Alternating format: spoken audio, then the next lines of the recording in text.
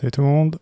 Bon, j'espère que le son est pas trop fort sur le micro. J'ai mis un peu de gain, donc on verra si c'est bon pour vous. Alors Fiesta, petite question concernant les box Creality et sa compatibilité avec les autres cartes mères. J'ai pas eu de nouveau là-dessus. J'ai pas vu grand chose d'ailleurs passer sur les boîtiers Wi-Fi en tant que nouveau truc. Je pense que c'est toujours à peu près la même chose, hein. Je suis pas sûr que ça ait beaucoup évolué de ce côté-là. En termes de firmware et tout, je suis en train de jeter un coup d'œil, mais ça ne me dit pas grand-chose. En termes de firmware, alors où est-ce qu'ils sont leurs trucs? On va regarder vite fait sur leur site.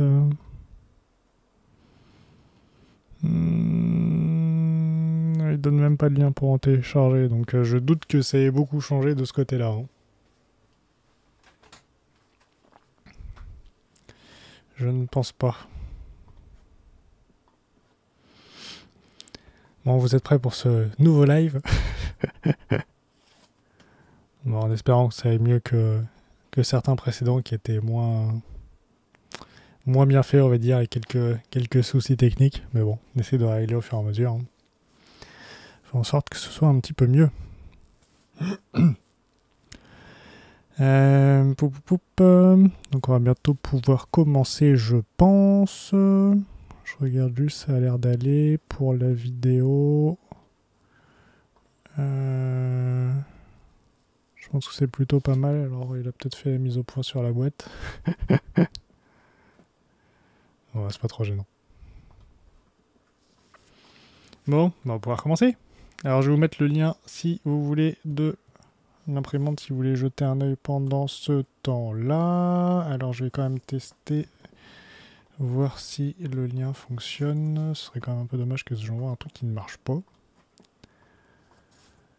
Et que je ne me gourre pas dans le modèle, ce serait quand même mieux.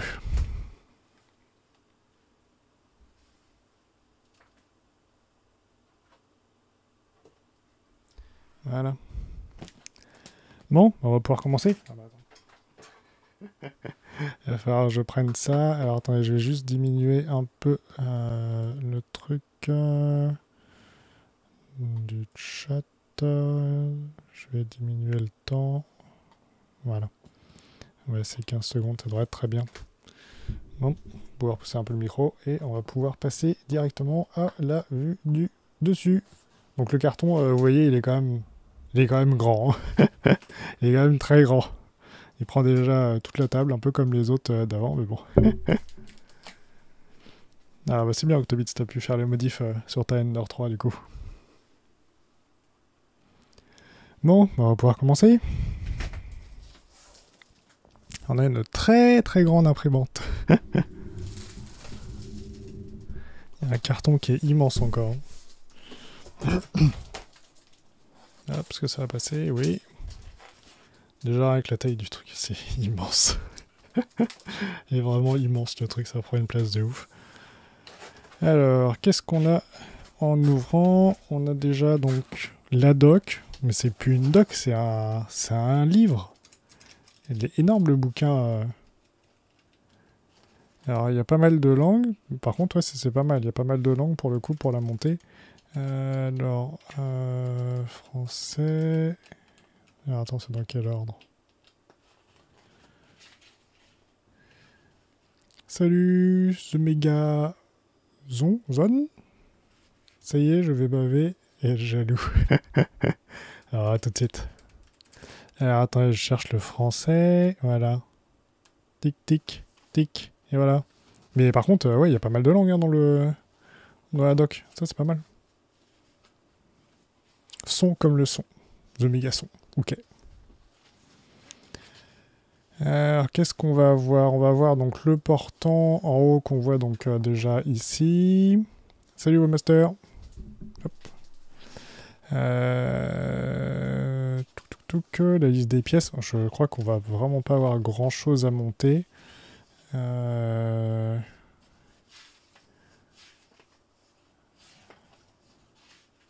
Ah si, un peu quand même. Bon, on va voir de toute façon au fur et à mesure.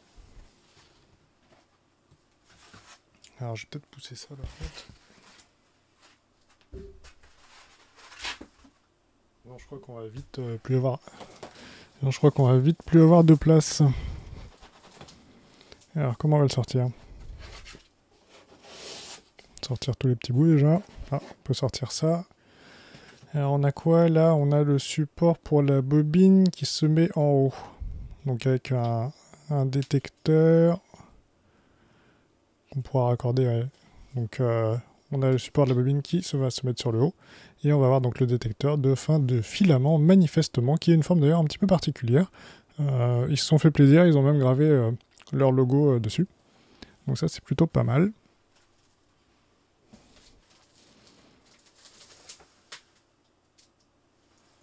Alors je sais pas si vous préférez la vue de dessus ou la vue proche, je vais vous la mettre pour vous regarder. Je pense que c'est pas mal aussi comme ça, peut-être même mieux d'ailleurs.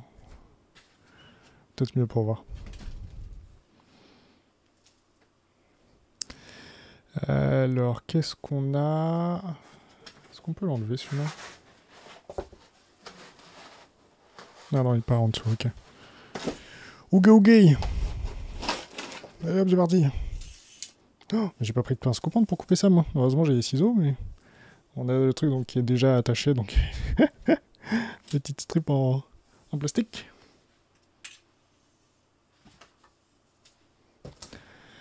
Alors, est-ce que celui-là, on va pouvoir enlever? Ouais. Alors, hop, ça aussi. Tiens, je vois une petite trousse. Donc, elle est fiche d'artillerie, c'est pas mal. On a quoi là-dedans? On a un câble. Je peux vous le sortir là-dessus. Ah, elle est pas mal la clé, la vache. Contrairement aux petites clés toutes pourries qu'on a d'habitude, celle-là, costaud, hein. Ça, c'est cool. On a un câble pour manifestement brancher. Alors, c'est peut-être le chariot ou un écran, parce que je vois qu'il y en a deux en plus, donc il y a peut-être deux trucs à brancher. Ça m'étonne pour l'écran, parce que de toute façon, c'est à l'intérieur. Ça doit plutôt être pour autre chose. Donc, on a les vis. On a deux roues, une tête. Alors, ce qui ressemble à une petite LED aussi.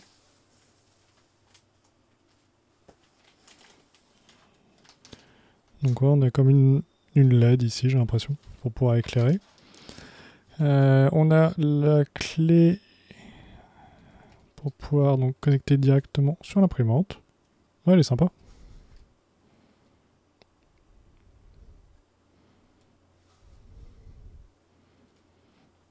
Alors, je vais dire bonjour à Perfect Pound, je pense. On a un petit câble USB pour pouvoir la connecter. On a donc toute la visserie et donc les pièces de rechange avec des roues, hein, comme on disait, le petit LED et tout. Ouais, c'est pas mal. Donc manifestement, on va pas avoir besoin de grand chose pour pouvoir la monter déjà. Et on va récupérer la clé. Et franchement, la clé, elle est pas dégueu. Hein. Alors comment je vais sortir ça, moi?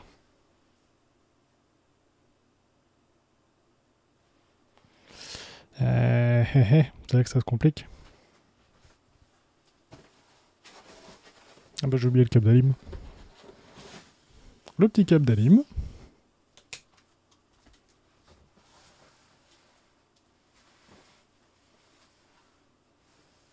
Bon bah je crois qu'il va falloir soulever d'un coup. Hein. Il n'y a plus que ça.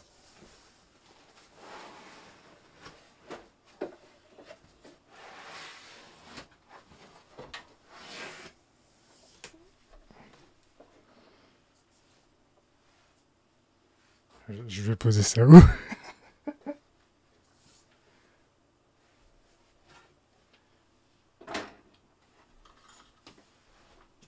Bon, je l'ai un peu posé à l'arrache à côté. On va regarder vite fait s'il y a d'autres trucs et puis on va virer le carton.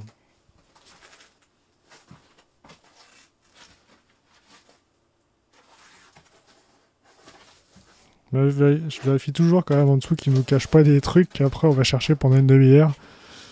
Bon, en tout cas ça a l'air d'être bon, donc on va pouvoir repasser sur le montage.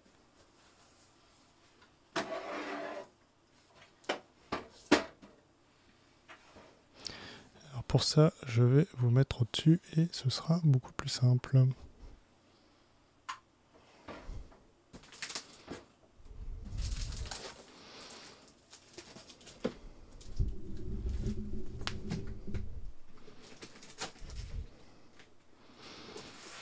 Alors, je vais faire glisser gentiment le carton.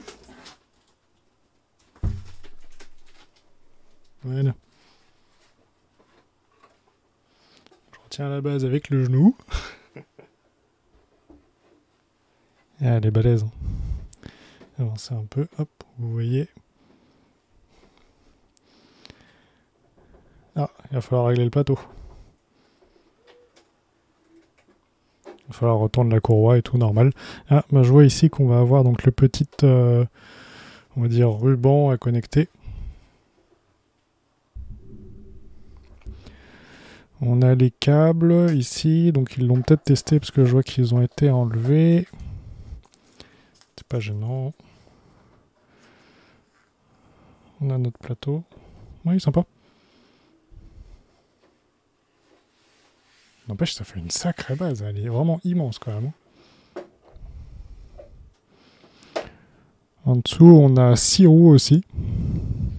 Comme sur la D12 300.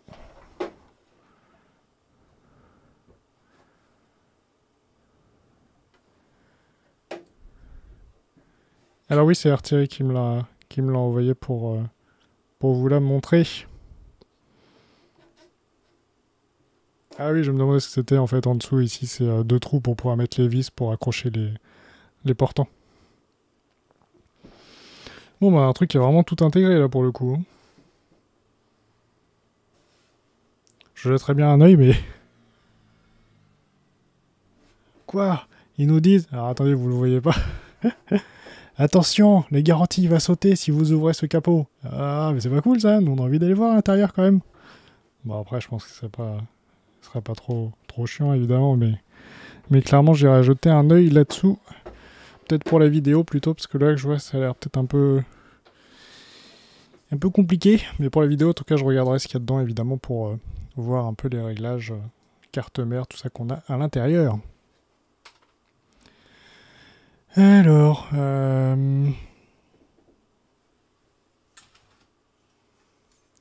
je vais regarder la doc, mais je pense très sincèrement qu'on va pouvoir commencer par cette partie-là. Ok.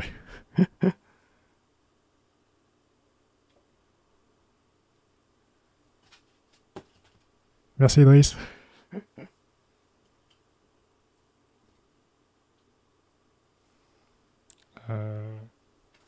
Ah oui, je cherchais la doc. Alors, les outils, on s'en fiche. Fixer le portant donc avec les vis, donc M5 en 45 mm de long, il y en a 4.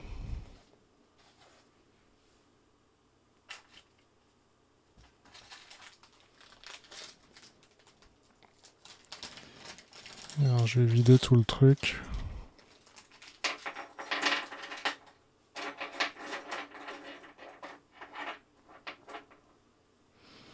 Alors, je sais pas pourquoi on en a 5, on a peut-être déjà encore une pièce de rechange.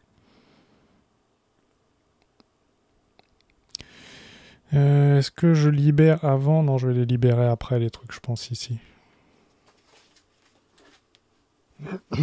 Alors, c'est dans quel sens? Les moteurs à l'arrière.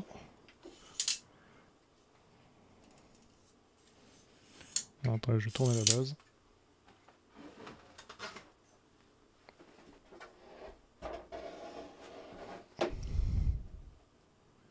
Tiens, ça, elle cool.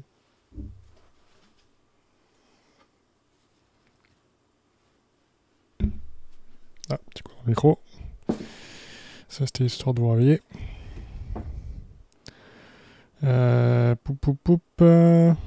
Comment je vais faire? Est-ce que je peux la soulever? Non, je vais peut-être la poser sur le côté, ce sera plus simple quand même. Hop, ce sera plus facile.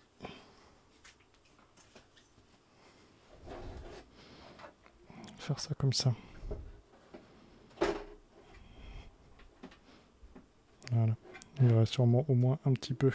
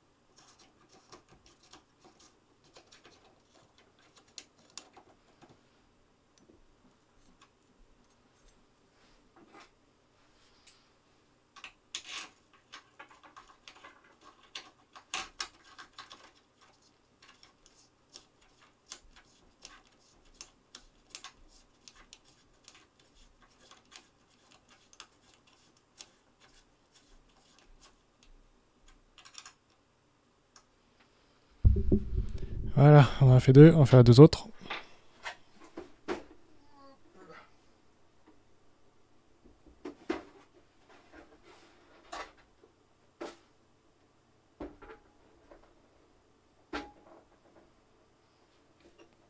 Ça fait une chaleur aujourd'hui, c'est un four quoi. Dès que je fais tourner les imprimantes en plus, ça monte, ça monte.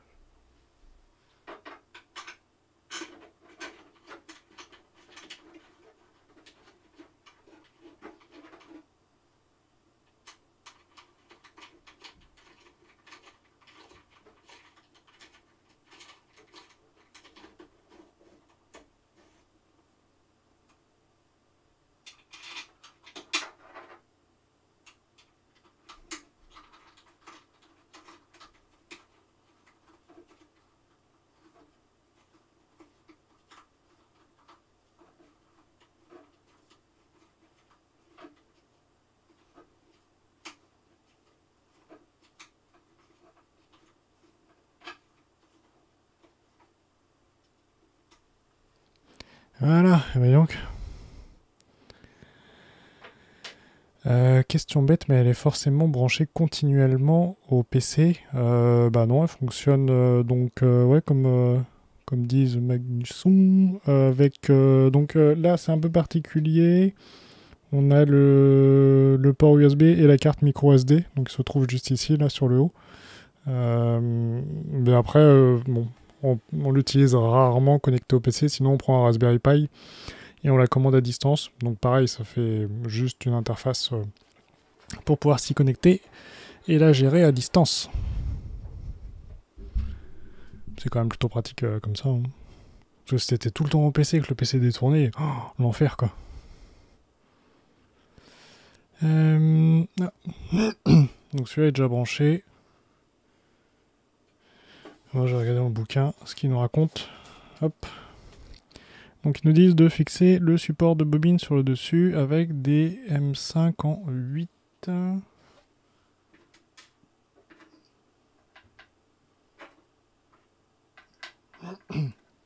Donc là pareil j'ai l'impression qu'on en a une en plus. Après ils nous diront de connecter du coup le détecteur de fin de filament. Ce serait le bordel, ouais. Ouais, surtout le PC s'il devait tourner tout le temps. Bah après de toute façon l'imprimante a sa carte mère donc elle gère elle-même les impressions et heureusement. Alors fixer le support de bobine sur le dessus avec les écrous. Alors les écrous je crois qu'ils sont déjà dedans. Ah pas sûr. Alors attends. C'est les écrous qui sont dedans ou pas? Parce que là il y en a qu'un, on va pas aller loin. Là. Bon ça c'est pas hyper explicite. Mais j'ai l'impression qu'en fait on va prendre toutes les vis. Ah bah oui, je suis bête. Moi je pensais fixer l'extrudeur en haut, mais de toute façon c'est un direct drive, donc l'extrudeur est déjà dans la tête. Ok, my bad. Ok, bah c'est bon alors.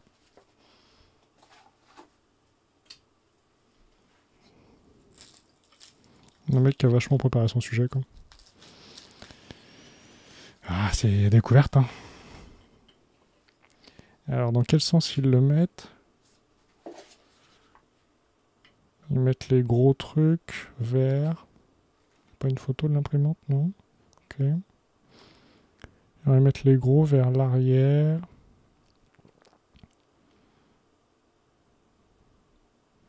Et le détecteur vers l'avant. Ok. Ok.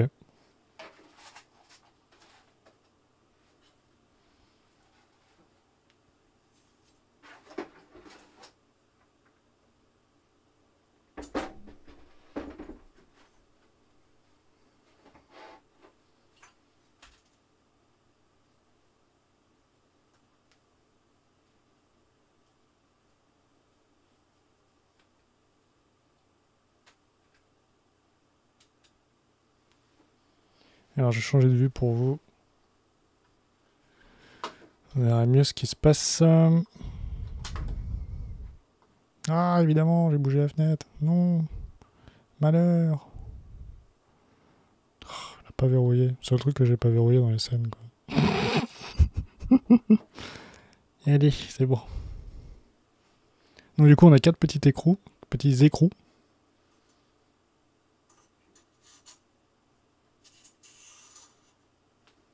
Voilà. Et donc, il faut qu'on mette le gros vers l'arrière. Ok.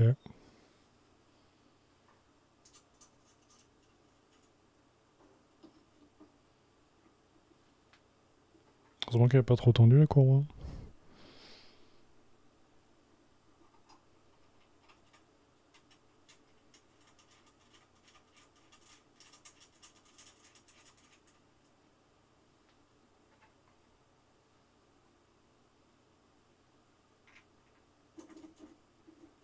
Ma grosse tête, hein, vous n'en voulez pas. Ma grosse tête, hein, vous n'en voulez pas. Hein.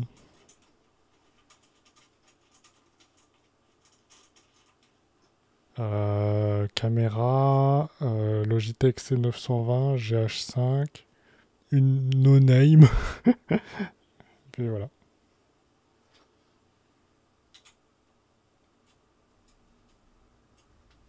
Bon, je sens qu'il faudra régler quand même l'écartement avec une bobine après. Hein.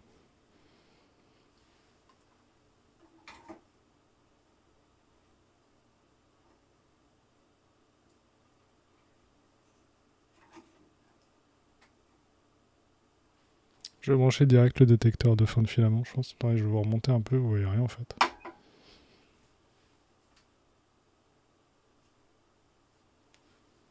Ok.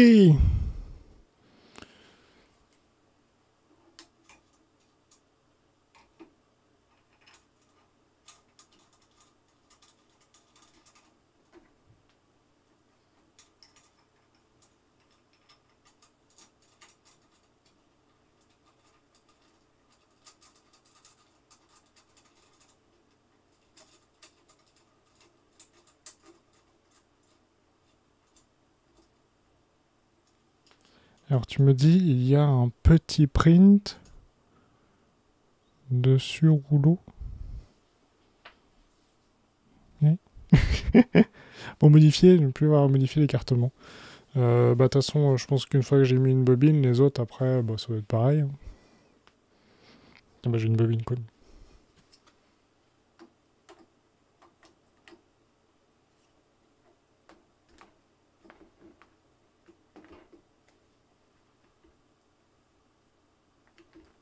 Ouais, on est déjà pas mal là, je crois. Bon, ça se balade un peu quand même.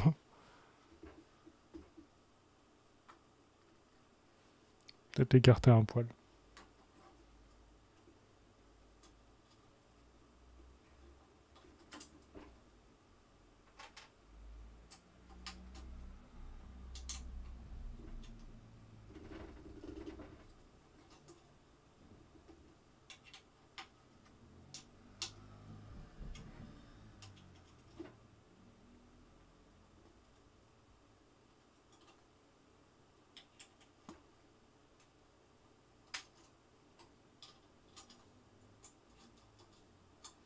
Voilà.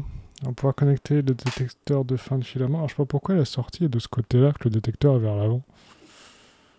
Non, c'est pas trop gênant. De toute façon, il est ici, là, vous le voyez, devant. Je vais le tourner.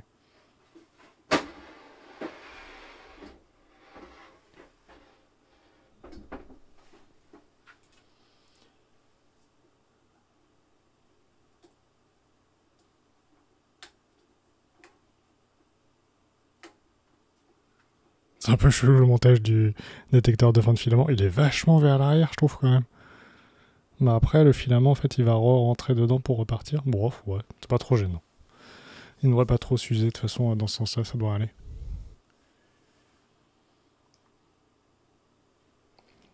Alors, est-ce que celle-ci a une spécificité par rapport aux autres? C'est vrai qu'elle est plus grande, très clairement. Hein. Ce qui a fait des choses que l'autre ne peut pas faire, et ben en fait, elle est ce qu'on appelle en direct drive. Donc, on a l'extrudeur au niveau de la tête d'impression.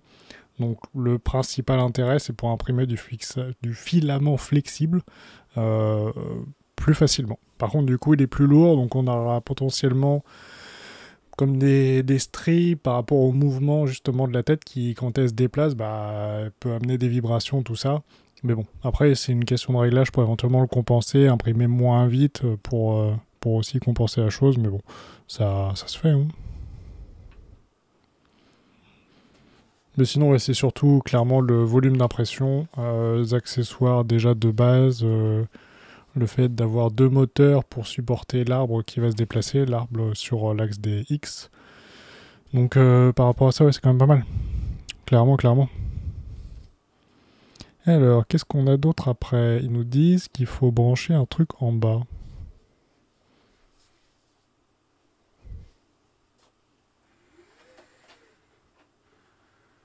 Ah, c'est l'autre côté.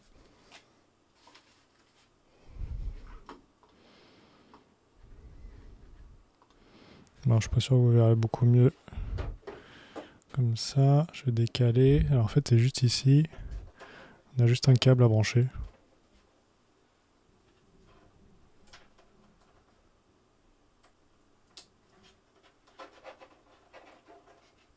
Et voilà, c'est branché. Je vais brancher le moteur au passage. De toute façon, le câble est juste à côté maintenant. Je crois que les moteurs sont à proximité. Donc on peut les brancher directement. Alors là, ils nous ont mis quoi?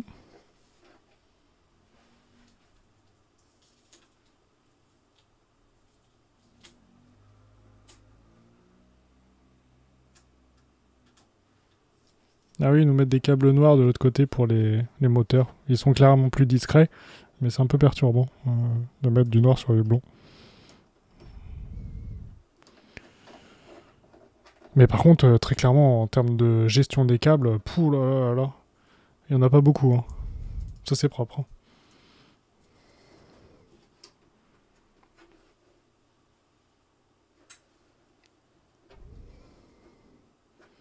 Ah non, c'est celui-là qu'il fallait que je branche. Il était en fait sous le plateau. Ok. Bon, vous voyez rien du tout, mais c'est pas grave.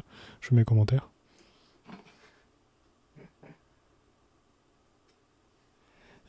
Du coup, je vais regarder vite fait sur la doc qu'est-ce qu'ils nous disent.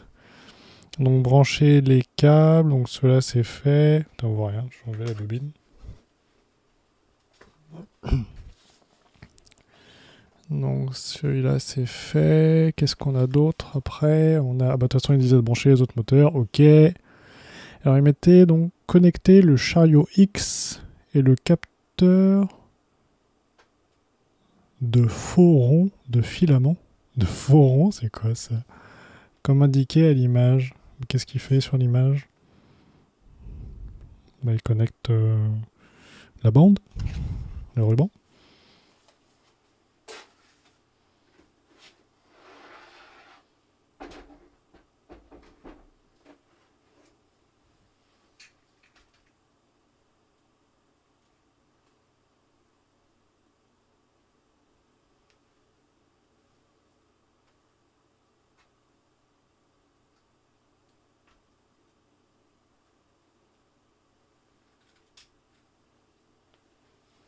Alors, je vais changer de vue. Bon, là, je mets 4 ans à chaque fois pour faire mes trucs. Mais bon, au moins, vous verrez normalement un petit peu mieux.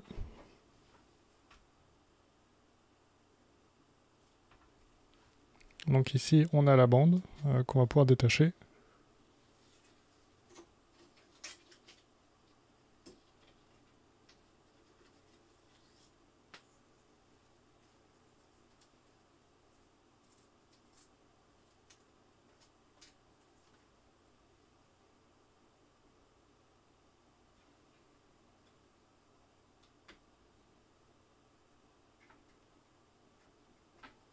Ah, c'est précis, hein? La vache. Par contre, on met la bande dedans et après, bah, il n'y a pas de truc pour la loquer, pour loquer le petit ruban dedans. Donc c'est vraiment genre on l'insère, il est un peu en force, mais par contre, sur la durée, à voir si ça risque pas de lâcher. Je pense pas, mais bon. Alors je vais détacher celui d'en haut.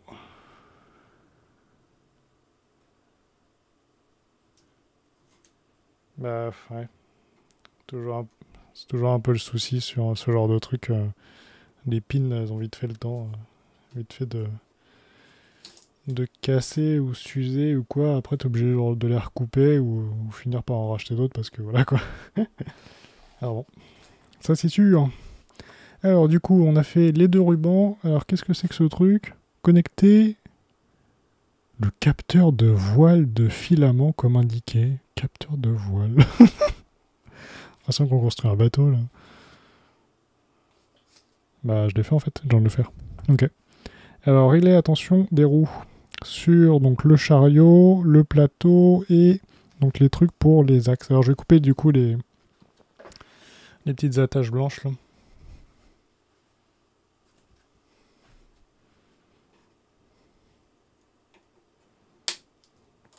Hop.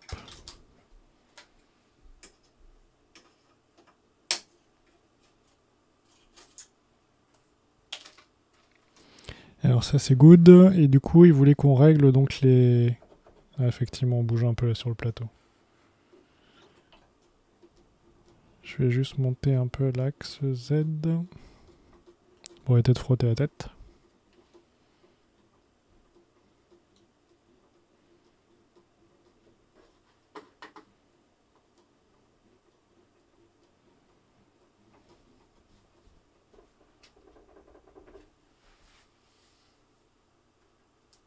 Ah, évidemment les écrous excentriques sont de l'autre côté.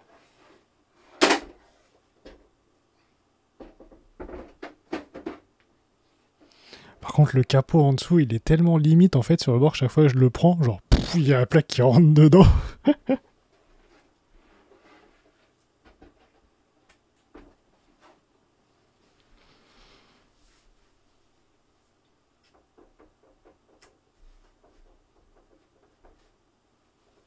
Ah, j'ai l'impression qu'il va falloir qu'on serre toutes les roues en plus. Allez, c'est parti, on plonge.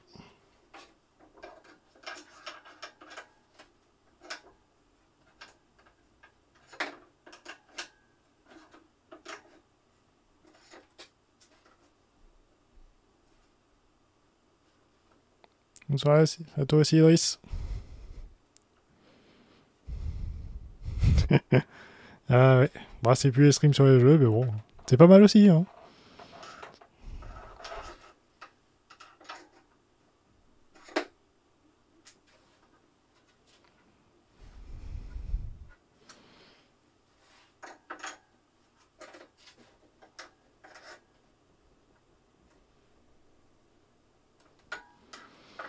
Bah, faut vraiment y aller doucement, histoire de pas trop serrer. En même temps, en gros, faut vérifier que la roue tourne bien avec, mais qu'elle est pas dans le vide ou pas trop serrée non plus, quoi. Donc bon, c'est quand même une question de...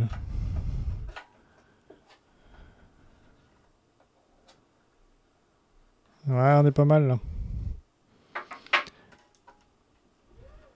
Ouais, mais je pense qu'on est même vraiment... Ah, allez, encore un petit peu de jeu.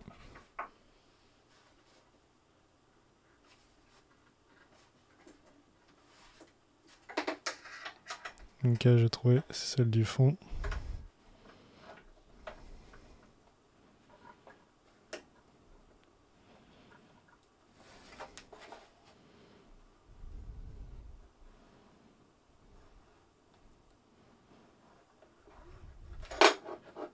Voilà, là on est bien.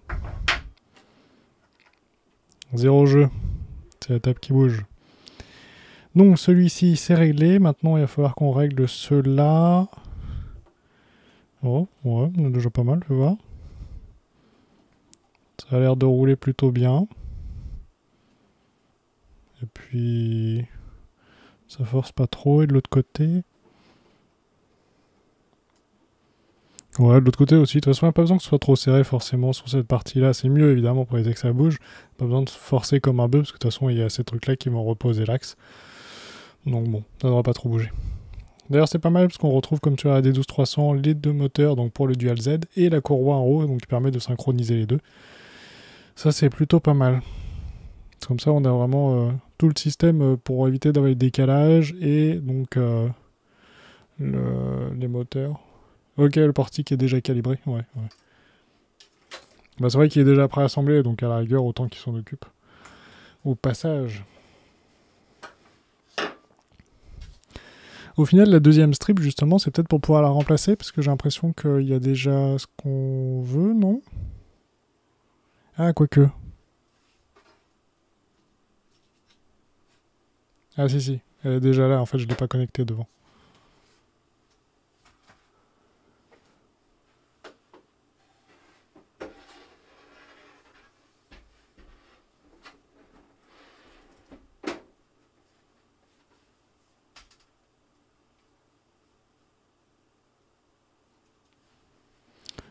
Double Z sur le Ender 3, c'est toujours mieux.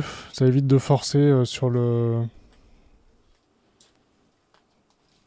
moteur tout seul et de serrer trop les roues. Bah, c'est toujours mieux, je pense. Ça évite que ça force. Après, est-ce que ce sera phénoménal comme différence? Bon, tu le verras plutôt sur la droite du plateau, quoi, s'il y a un décalage.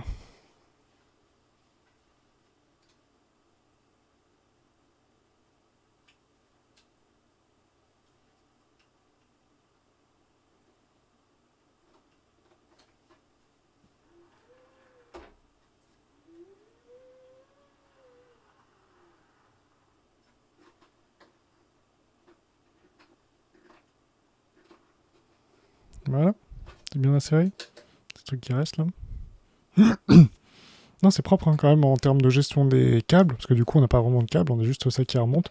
Je pense que c'est un des systèmes les plus discrets, en tout cas en termes de montage, c'est assez fou. Hein.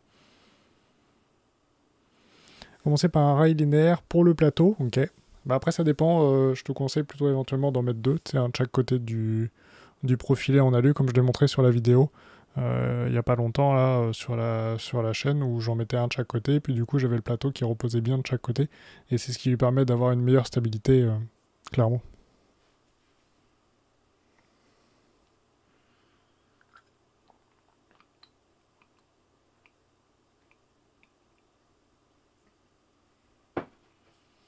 Alors ensuite, franchement ouais, en termes de gestion des câbles, celle-là c'est le mieux que j'ai vu, en tout cas de celles que j'ai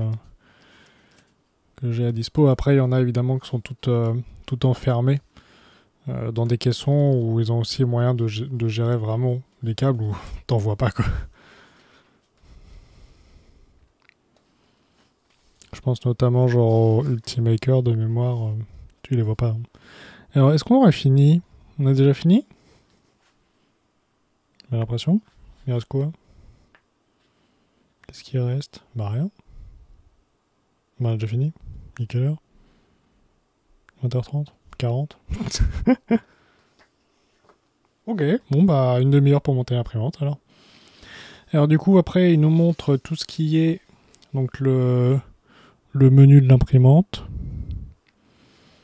Alors ils nous disent quoi? Bouton de réinitialisation, les conseils d'utilisation, préparation du slicer, étape 1, étape 3, étape machin.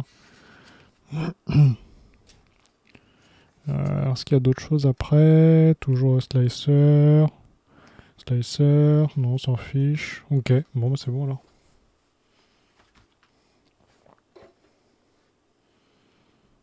Salut Shafik. On dit comme ça, hein, Shafik.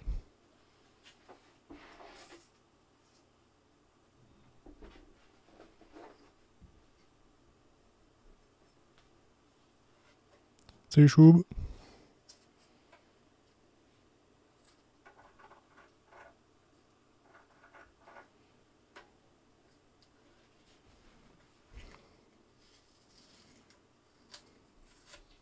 Ah.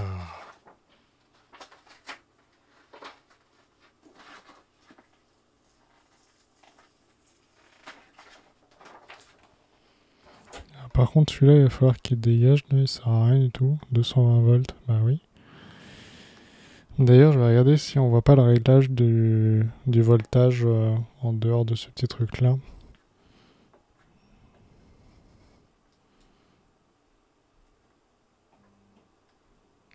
Ouais, c'est de l'ultra base, donc il va falloir faire nos réglages aux petits oignons, là, sinon ça va finir comme les autres avec une grosse rayure sur le côté et un gros un gros skirt de tout autour. Alors, où est le bouton pour le réglage du voltage?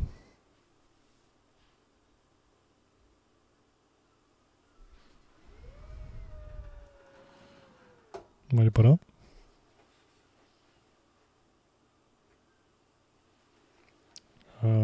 Je vais regarder en dessous, mais je pense que ça doit être...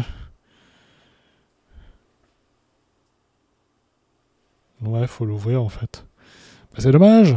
Pour régler ou même juste vérifier le voltage, il faudrait qu'on fasse sauter la garantie. C'est quand même dommage cette histoire.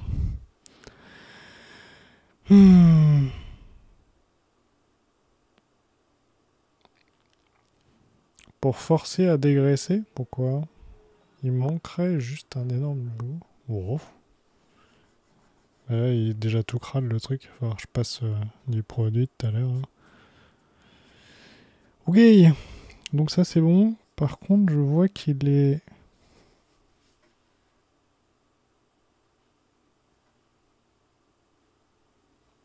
Mais attends, il est collé?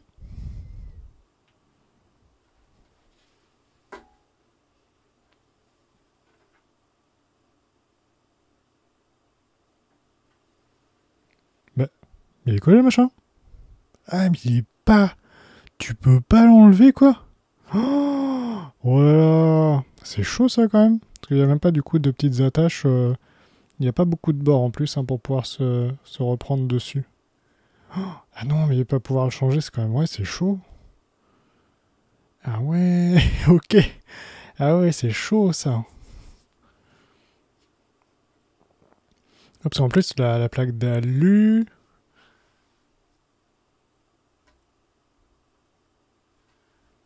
Ouais, j'ai même pas l'impression qu'il y a une plaque d'alu. En fait, ils utilisent ça comme... Si, il y a une petite plaque. Une petite... dans la terre très fine. Tout le monde colle du pays. Bah ouais, ça m'étonne pas. Hein. Ou sinon, ils remettent un truc autocollant et un plateau par-dessus. Mais bon, c'est un peu galère. C'est dommage. J'ai jamais vu une imprimante où le plateau, il était fixé dessus. Ouais, c'est un peu chelou. Bon. Donc du coup, on va pouvoir donc lancer une petite impression. Si tu peux la changer, mais il faut bien chauffer. Ah ouais.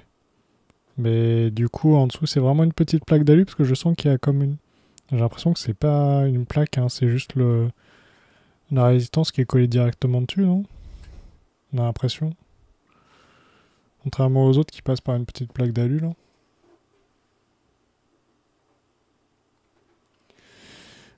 Cap d'alim. Cap d'alim, cap d'alim.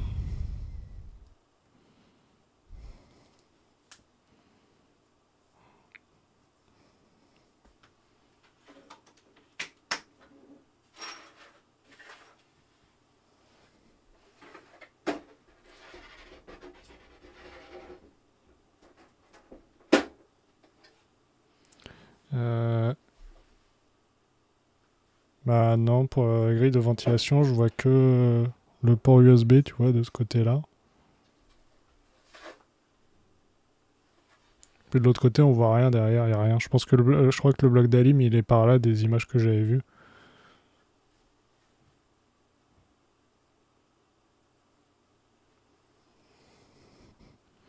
Mais sans grande certitude. Alors du coup, je vais l'allumer.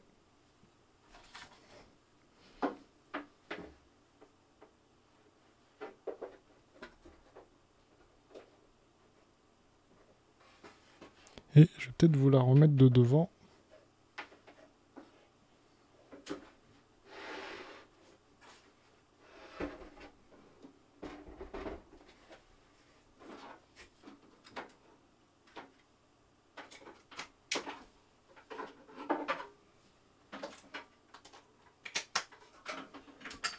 Le fil est trop court, attendez. Il a fallu que je le change. Hop.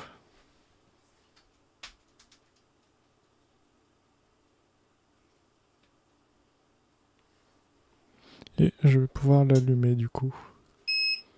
Moi, Bib comme les autres, ok. Enfin, les autres de chez Wanao. Ils font très vieux les icônes quand même.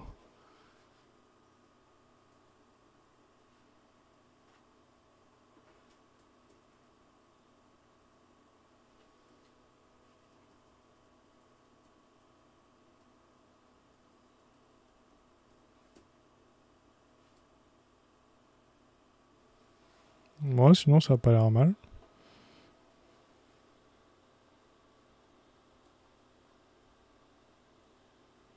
C'est quoi ce truc? Ah, c'est la LED qui est à l'intérieur, ok.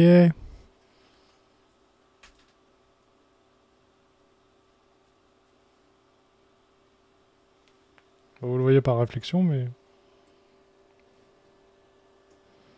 Ah, c'est pas mal. Là, je vais essayer du blanc. Bah, ça fait un peu bleu sur l'écran, mais c'est blanc. Ouais, c'est un peu bleu quand même.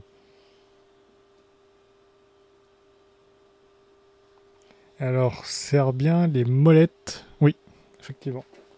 Avant de faire le auto home, sinon je risque de gratter le bed bien comme il faut, comme d'hab.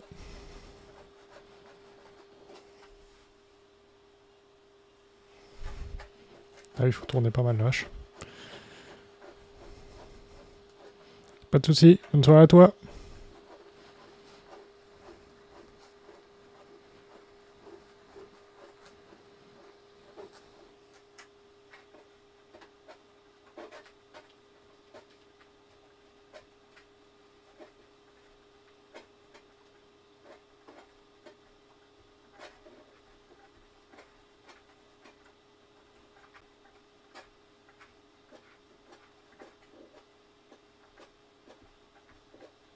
Merci à toi pour l'abonnement.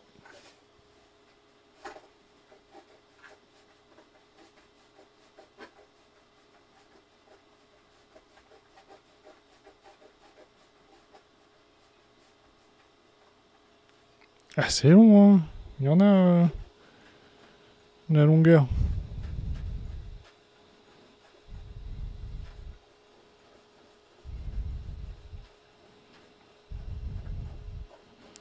Max de longueur. C'est vrai que la base, elle est quand même massive. Hein.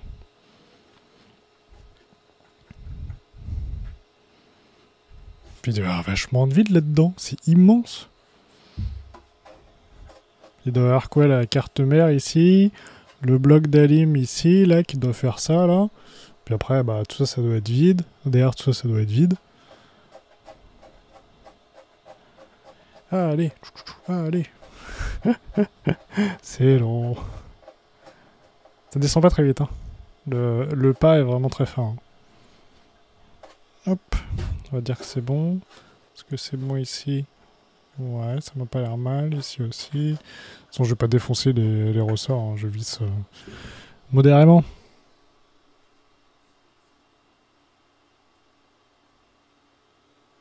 Alors, le bed leveling.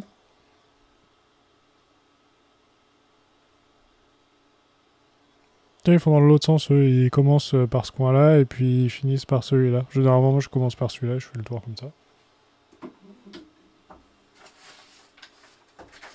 Ah, dans Android.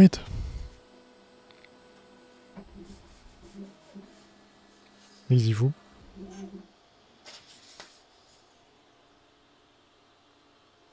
Ah, mais il y a un problème avec les icônes, ils sont pas dans le bon ordre. Parce que justement, en fait, je voulais terminer par celui-ci et commencer par le coin ici. Et du coup, en fait, quand je lui dis de faire ce coin-là, il fait ce coin-là.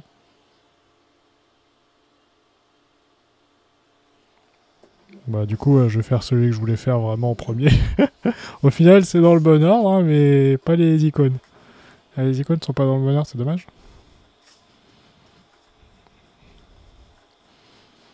Bon, du coup, là, on est très loin, la vache. Ouais, on est très très loin même, parce que j'ai déjà tout déroulé. Ah, bon. Alors, attendez, je vais desserrer un peu tout le tour, parce que sinon, je crois qu'on va jamais s'en sortir.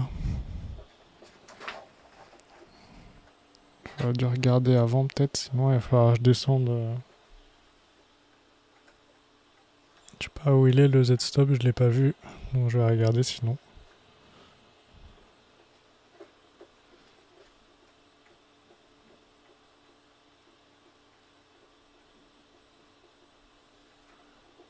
C'est du sensorless ou il y a un Z-Stop quand même?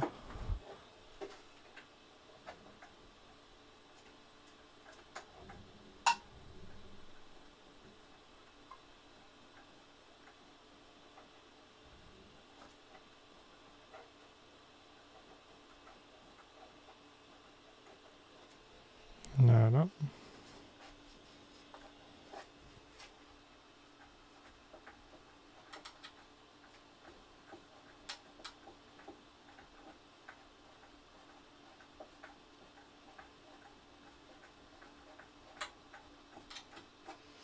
Voilà. On va mettre plus de temps à faire le bed leveling qu'à monter l'imprimante.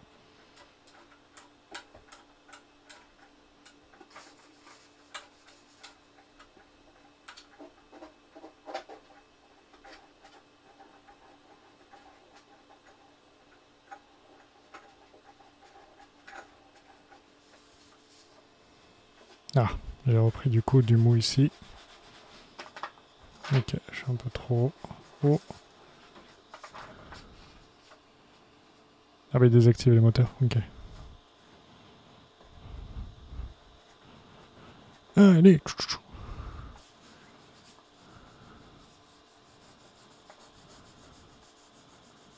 Bon, elle travaille, donc on va juste frôler le papier là.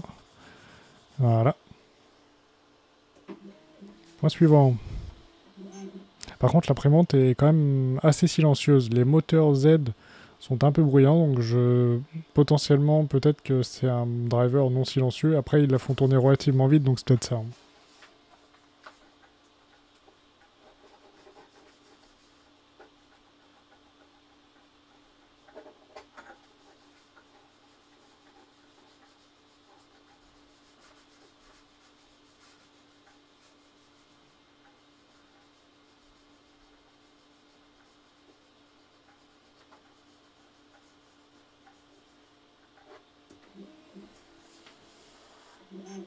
Le Y est tellement silencieux. Ah, d'ailleurs, j'ai oublié de le tendre. Attends, on peut le tendre. Je vais regarder après, parce que là, du coup, le plateau est verrouillé. Il va se déverrouiller après, je pense.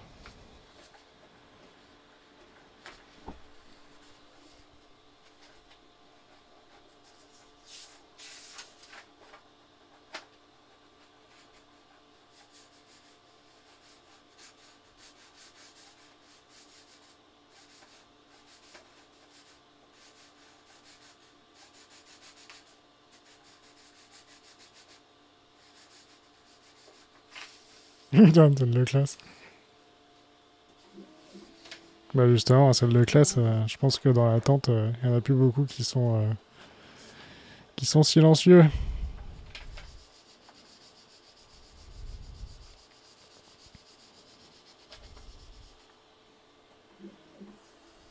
Mais par contre, il n'y a pas de réglage de la tension de courroie.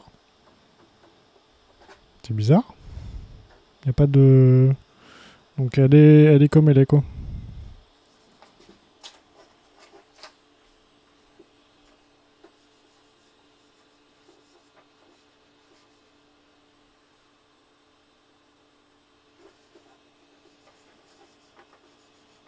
Ça, c'est un autre point un peu bizarre, je trouve. Parce que c'est pareil pour l'axe X, on n'a pas de système de tension de courroie. Ah, elle doit faire des petits points sur le, sur le plateau.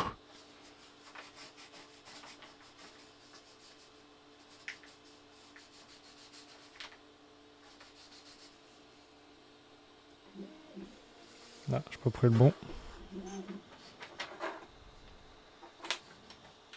Ah, avec les vis, tu peux le décaler, le petit truc. Ok.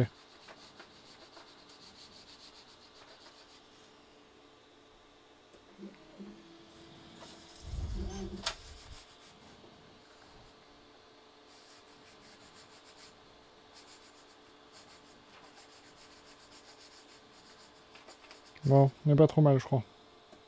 On va retester le premier. Après, on va checker le centre.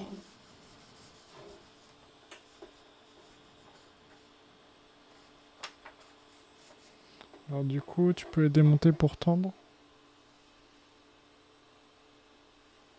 Ah, ok, en fait, tu tires sur tout le truc, quoi. Ok. C'est pas foufou, hein. Je vais les retendre un peu, peut-être.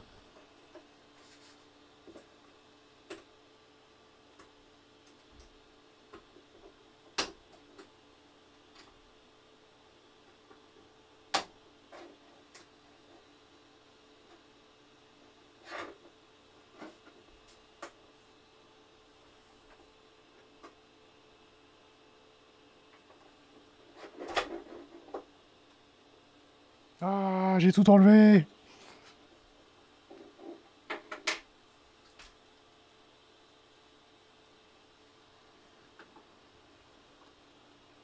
Ah là, vous verrez mieux. Et où le problème?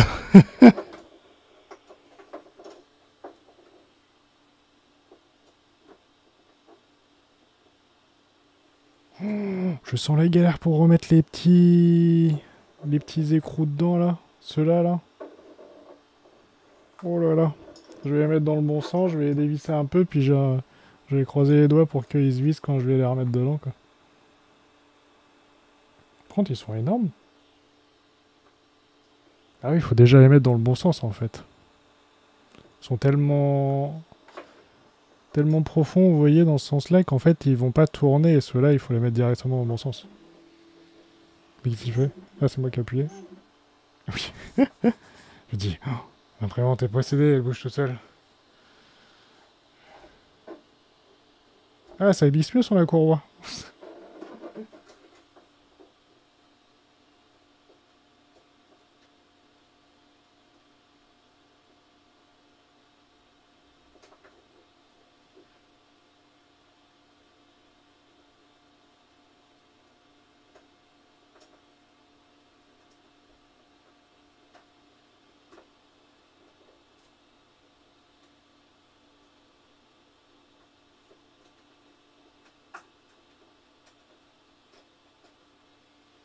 Ah, c'est dedans, on ne sort plus. Mais bon, faut quand même pouvoir le serrer, parce qu'il n'y a pas beaucoup de jeux, hein. Pas beaucoup de jeux, mon pauvre Lucette, hein. Alors, ce que je vais faire, c'est que je vais mettre celui-là un petit peu plus loin. Après, je vais tirer comme un bœuf là-dessus, et je vais essayer de visser celui-là. Bon, c'est une technique.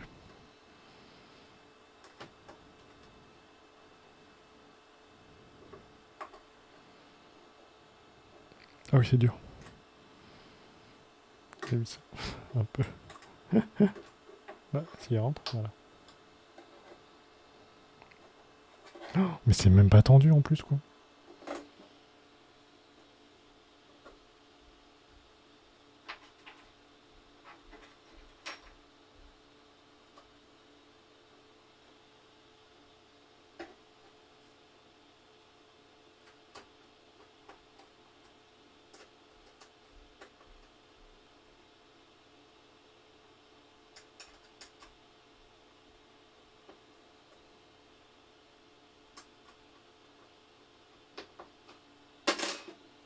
Ah, on est mieux.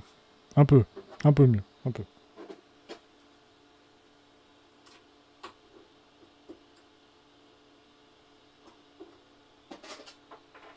Du coup, pour l'axe X, bon, il est assez tendu l'axe X, ça va. Par contre, le chariot, il passe très près de la courroie quand même.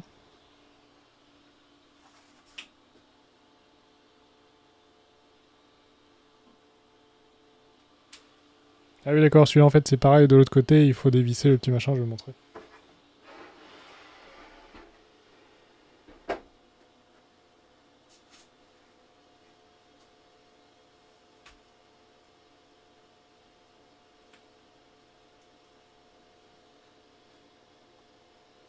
Donc ici c'est pareil, en fait il va falloir dévisser la petite plaque où se trouve la roue et la pousser pour la visser plus loin. Bon, j'avoue, c'est pas foufou, hein. Un petit système de tension de courroie là, ça aurait quand même été ultra pratique parce que c'est pas fou. C'est pas fou. C'est pas fou. Bon, la courroie du X mériterait quand même. Mériterait d'être un petit peu plus tendue quand même. Mais bon, je pense que je vais les laisser comme ça pour le moment. Alors, on a normalement notre bête qui est à peu près de niveau. À peu près. On va valider le milieu. Je vais refaire un auto-home quand même.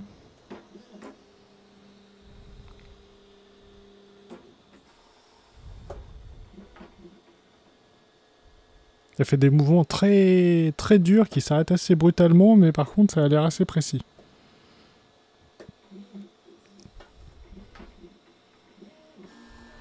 Et elle va vite. Bref. Moi je sais pas si on est loin, je crois pas. Le problème, c'est qu'il faudrait que je bouge tout pour le savoir, mais bon, ça m'a pas l'air trop mal. On va dire qu'on est pas mal. Et du coup, on va devoir faire un fichier que je n'ai pas préparé. On n'a pas fait ses devoirs.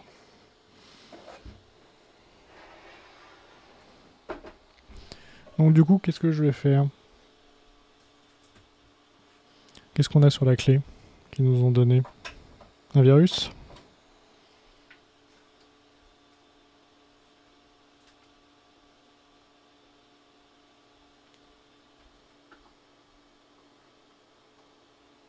Alors, qu'est-ce qu'ils nous ont donné?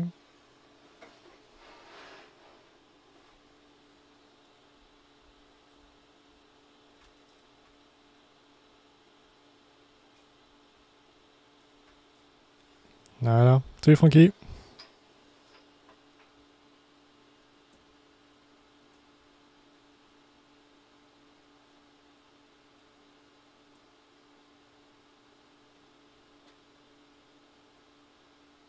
Voilà.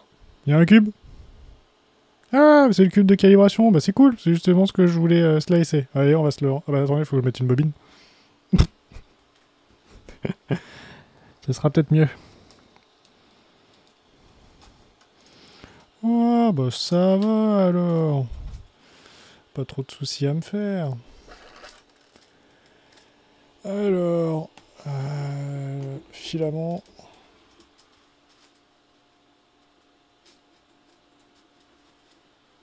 Ah, un détecteur qui donne la bonne couleur. Rouge quand c'est pas bon, vert quand c'est bon. Parce que bleu allumé et bleu éteint, bon, c'est jamais vraiment si c'est bon ou pas, quoi. Là, c'est un bon point, là. Là, c'est bien.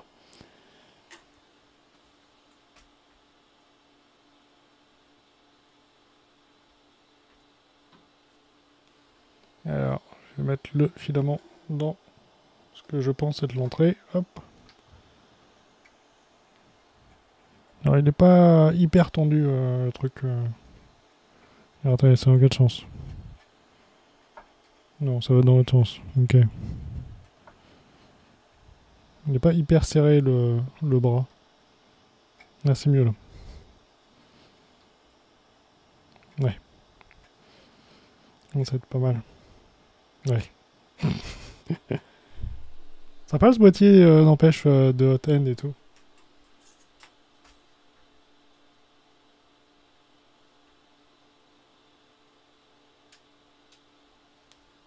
Allez, bloquer le focus. Ça nous embêtera plus.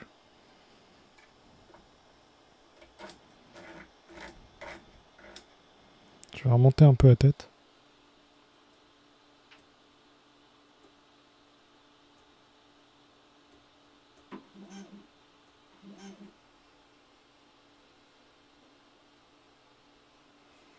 Je vais sortir un peu de filament des fois qu'ils nous ont mis un truc de test avant pour valider l'imprimante, ce qui est possible. Hein.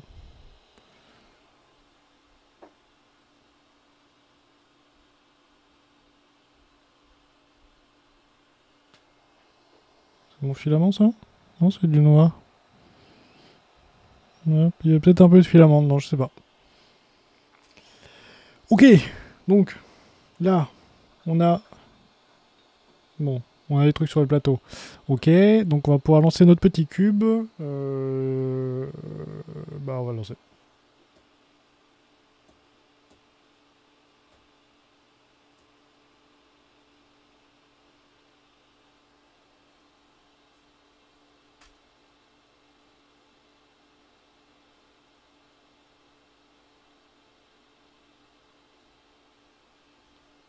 Ouais, petit zoom, c'est quand il veut faire la mise au point.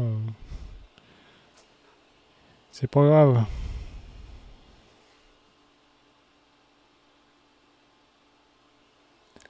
Il imprime avec le bed à 80. Et la tête à 200.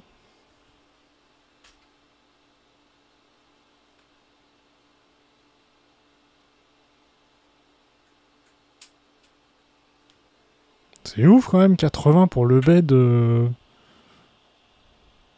Va tout fondu le machin. C'est quand même. Ouais, c'est quand même beaucoup, je trouve. Moi, enfin, je sais pas, j'ai jamais dépassé les 60, je crois bon. Ah, c'est parti.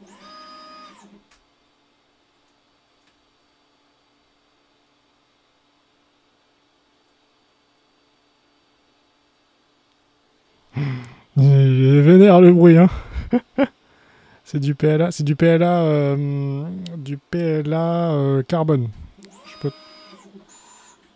Oh, mais il se déplace vénère l'imprimante, hein.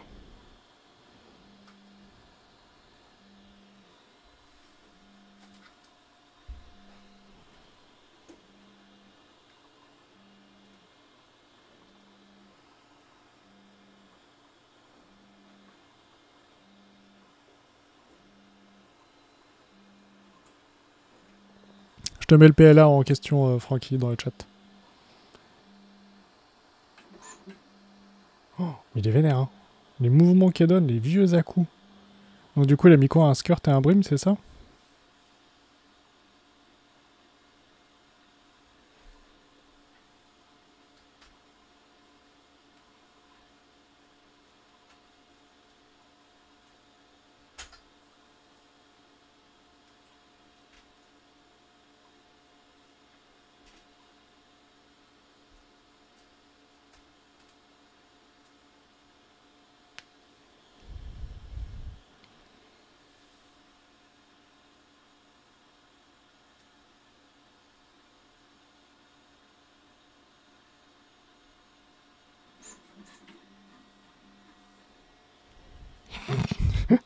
Franchement, les mouvements, je trouve qu'ils sont vraiment bam bam bam, quoi. À l'accélération, ils sont allés comme des bœufs, hein.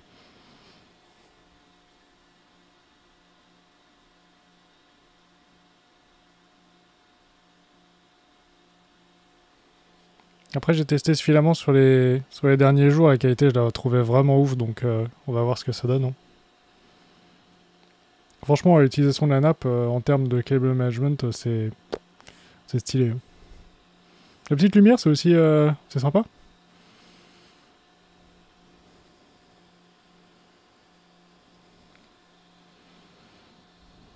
C'est pas mal de se pouvoir passer aussi par une clé USB de taille classique. Parce que les cartes micro SD, bon, on a quand même tendance à éventuellement les perdre, les égarer, les poser sur un bout d'étagère, que ça tombe quelque part. Enfin bon. Alors, est-ce que c'est mieux de garder une buse acier ou de passer. Enfin, de garder une buse laiton ou de passer sur une acier? Ça dépend. De toute façon, tu peux garder laiton au début. Le but, c'est juste de faire quelques tests et pas d'imprimer 3 kg de PLA carbone. Donc, pour faire des petites impressions test, bon, moi je dirais de rester sur le laiton. Après, tu peux passer directement sur une buse acier et te dire ma buse acier, elle fait que le PLA carbone et je la remplace par une laiton quand je repasse éventuellement à autre chose, éventuellement à un autre diamètre. Ou sinon, carrément passer une tête rubis, comme j'ai pu la montrer sur une précédente vidéo. D'ailleurs, j'en ferai, je pense, prochainement une sur une autre tête rubis. Et là, bah, t'as pas de soucis, quoi. Faut juste choisir le bon diamètre parce que vu le prix de la tête, si tu veux faire du 0,4 ou du 0,6, bah c'est éventuellement de partir plus sur l'un ou sur l'autre, quoi. Même si généralement on fait quand même plus du 0,4 de base. 0,6 ça peut le faire aussi.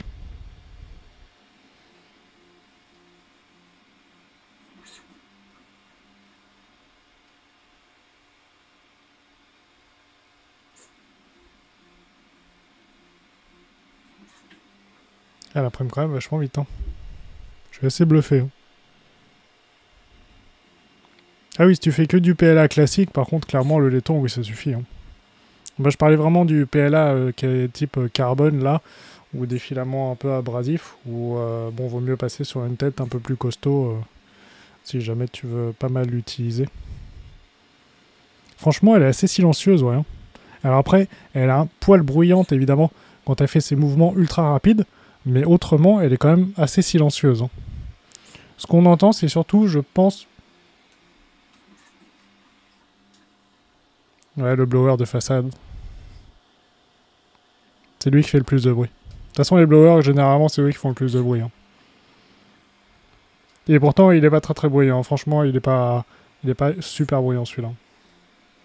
Alors, attendez, je vais prendre le sonomètre.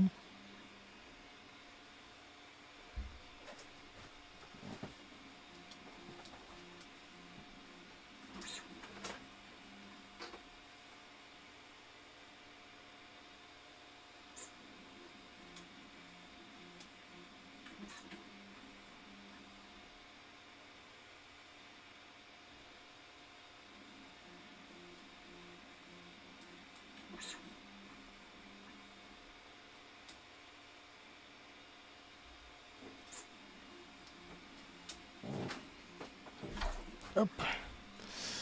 Alors clairement, c'est quand il fait ses mouvements ultra rapides où il monte quasiment à 60 dB. Par contre, il reste à 50, mais c'est un 50 qui n'est pas, j'allais dire, trop gênant parce que c'est un bruit relativement grave, contrairement à d'autres bruits type extrudeur qui sont un peu vénères, qui font dzz, dzz, dzz, dzz. Là, le 50 dB, j'ai l'impression qu'il fait plus que l'autre qui est à 50. Là, en l'occurrence, c'est relativement... Franchement, c'est 50, mais c'est lui qui fait le plus de bruit, hein, c'est le blower.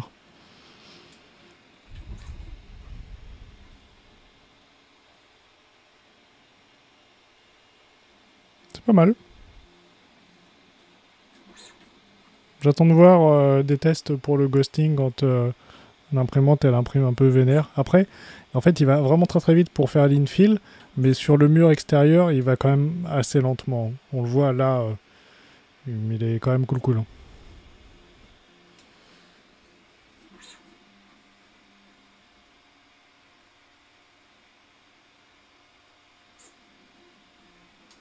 Alors, je sais pas quelle taille il fait le cube. Je pense qu'il doit être. Attends, enfin, un cube. Normal, mais du coup, par contre, ouais, c'est vrai que le plateau, si on peut pas l'enlever, même pour retirer les impressions, en gros, on est sûr qu'on va devoir forcer sur le plateau, sur l'axe Y et tout, quoi. C'est un peu... C'est un peu dommage, je trouve. Parce qu'après, du coup, il y en a certains qui l'ont ici ou pas, ou qui ont juste vu des gens l'utiliser, pour savoir vraiment à l'usage si globalement, au final, les gens ils finissent par mettre un autre bête dessus, quoi.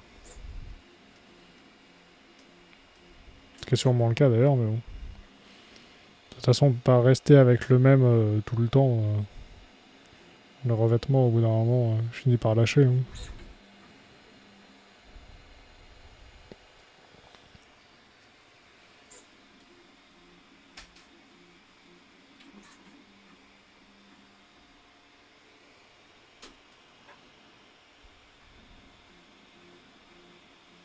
Sinon, pour le moment, ça m'a quand même pas l'air mal. Il y a 2-3 points qu'on a évoqués, système de tension de courroie et le plateau notamment, qui sont un peu dommages parce qu'on a le système avec les bandes qui sont quand même plutôt classe et vraiment minimaliste. Donc ça, c'est plutôt pas mal.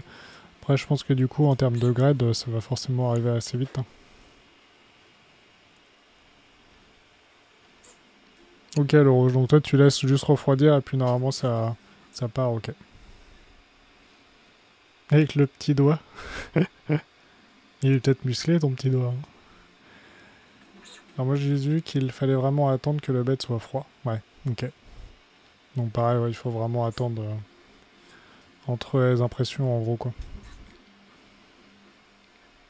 C'est ça qui est pas mal avec un bed flexible, c'est que bon, même si c'est encore un peu chaud, on a quand même moyen de la détacher sans tout péter, évidemment. Ça dépend de la forme de la pièce, mais il y a moyen d'enchaîner, quoi. Là, bon, faut être un petit peu cool, quoi.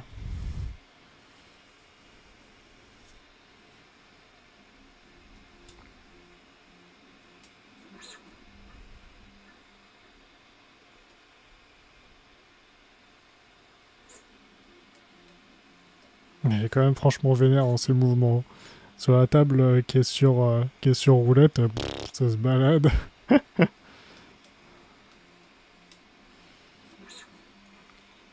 Sinon, par rapport au direct drive, il a pas l'air mal du tout. Hein.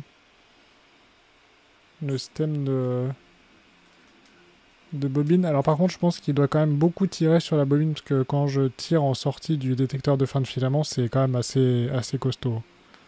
C'est peut-être frustrant d'attendre un peu, mais c'est tellement efficace. Ouais. Bah ouais, à devoir attendre, c'est quand même dommage. Surtout de pas pouvoir changer de bête, qui est franchement dommage. Ce jour où tu vas en changer, je pense pas qu'il te propose de remplacer ce truc-là.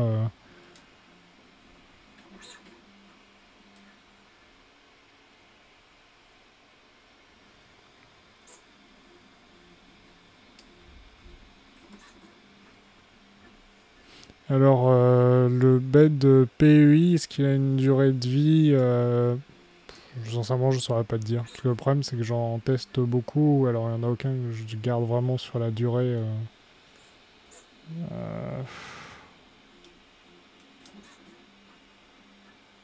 Oui, je pense que si tu y vas doucement et que tu mets pas ton bed trop proche, enfin ta tête trop proche du bed, bon, je vois pas pourquoi il ne durera pas longtemps, hein, sauf si tu le nettoies un peu de temps en temps pour qu'il adhère bien, mais...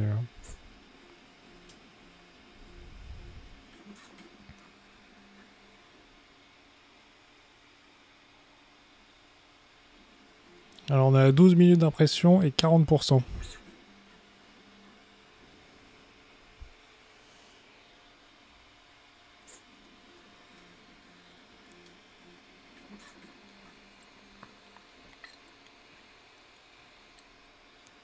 Et il commence à faire très très chaud ici.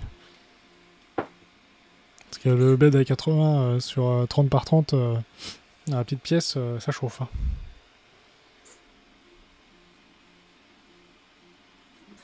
Ah non, ça devait être le préchauffage, parce que là je vois le bed il est descendu à 55.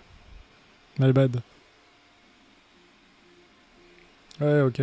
Ok. Ça devait être pour le préchauffage dans leur test.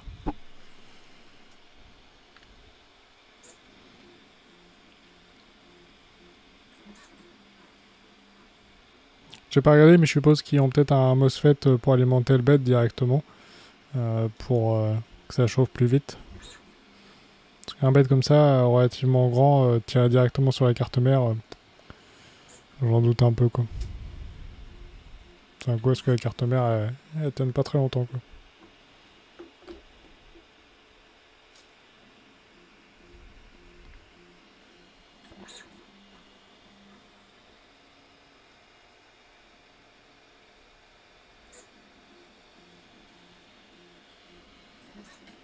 Bon, sinon, dites-moi, vous avez quoi comme imprimante? Parce que du coup, le rouge, on sait que t'es à la X1.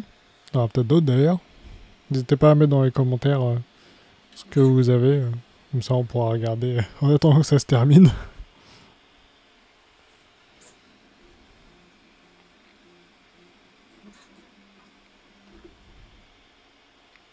X1 et Ender 3. Ok.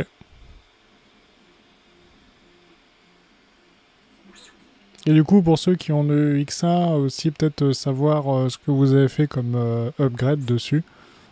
Si vous avez trouvé éventuellement un système de tension de courroie qui soit un peu mieux, peut-être même imprimé, je sais pas.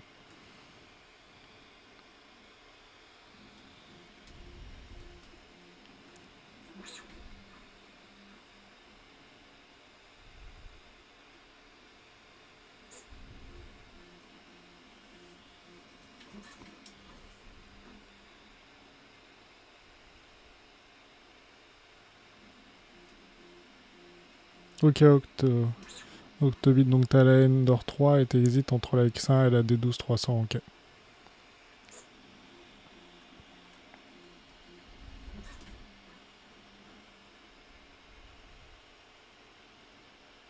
Bah déjà, entre la X1 et la D12300, petit point de différence, je dirais déjà le fait d'avoir éventuellement le dual couleur, si c'est vraiment quelque chose qui t'importe. Bon, après c'est pas un direct drive du coup sur la 300, mais bon, c'est un peu de toute façon toujours un compromis entre ce qu'on souhaite faire en premier et voilà quoi. Ok le rouge, donc t'as jamais utilisé de spatule, le bed est nickel. Le jour où il n'accrochera plus, je verrai peut-être pour coller un bed magnétique. Ouais. Bah, je pense que mettre un bed magnétique par-dessus, c'est ce qui est le plus simple. On a juste à coller du coup la partie aimantrée et puis l'autre se met par-dessus assez facilement.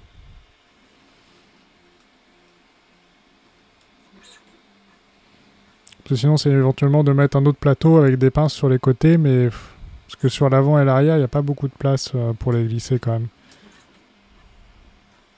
Sinon c'est utiliser des pinces quoi. Par contre, Ultra Base, il me paraît moins marqué, entre guillemets, avec moins de texture que celui qui est présent sur la Ender 3 V2 et la Ender 3 Max. Il est beaucoup plus lisse. En termes de texture, je pense qu'au niveau de l'impression en dessous, on doit avoir un petit effet, mais relativement mat, entre guillemets, pas comme l'autre, pas aussi marqué.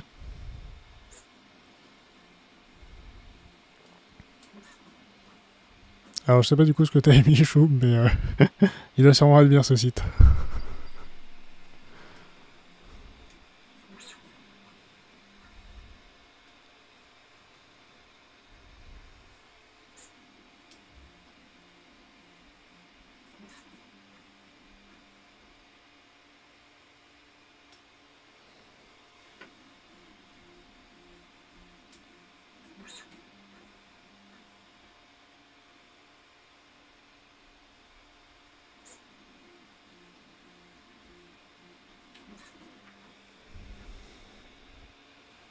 Docarty, ok.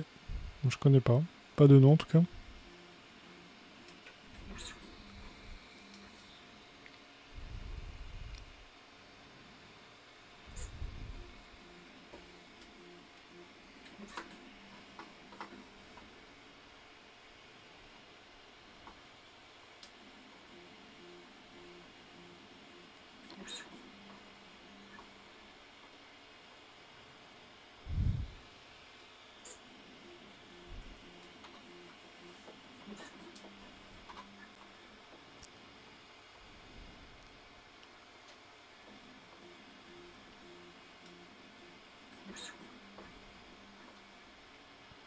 Bon, on est pas mal parti sinon.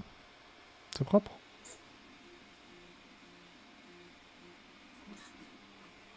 Ah, par contre, j'ai l'impression qu'on voit comme des petites stries, je sais pas si vous voyez, à écart assez régulier.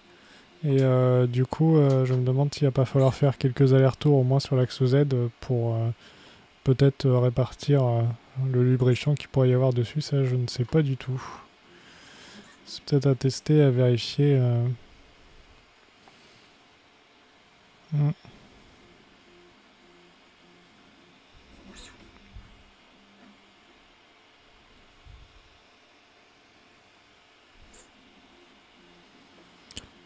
Le Wi-Fi sur celle-là, je ne crois pas. Hein.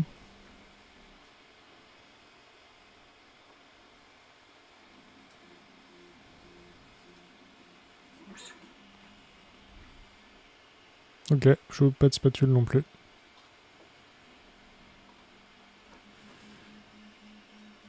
Je crois pas avoir vu qu'elle avait le Wi-Fi celle-là. Hein. Parce qu'on a une MKS dedans, mais après, je crois pas qu'il y ait de module Wi-Fi d'installer, en tout cas de base.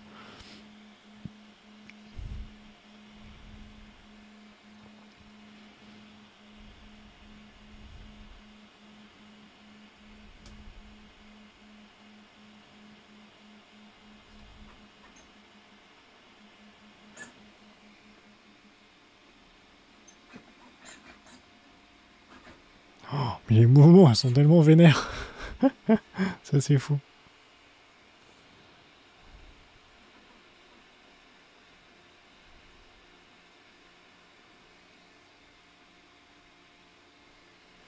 On est à 75%. Je pense qu'il doit être sur la fin parce qu'il a l'air de faire des couches de finition quand même, donc je sais pas. On doit peut-être faire un petit motif en haut.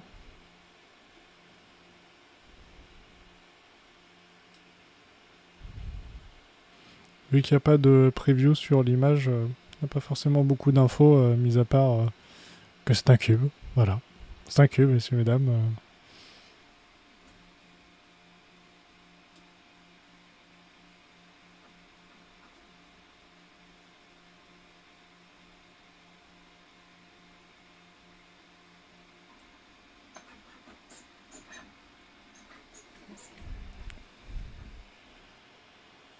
Ok, full stock, donc pas de upgrade pour le moment. Ouais, ok, donc il change l'histoire du bed. Mais sinon, pas beaucoup d'upgrade. Je pense que c'est vraiment le système de tension de courroie qui va être vraiment à privilégier en premier. Alors, je sais pas s'il y a des modèles justement qui seront peut-être imprimables ou non. Je pense que ça va être quelque chose qu'il faudra éventuellement aborder. Hein. Ça pourrait être pas mal.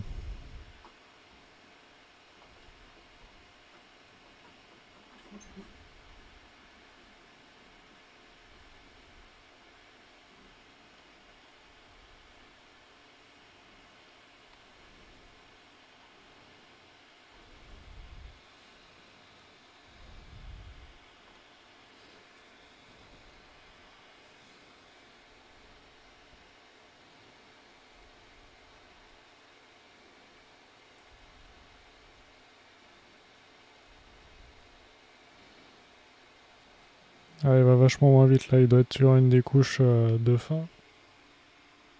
Bah, je pense qu'il est toujours à 78% pourtant.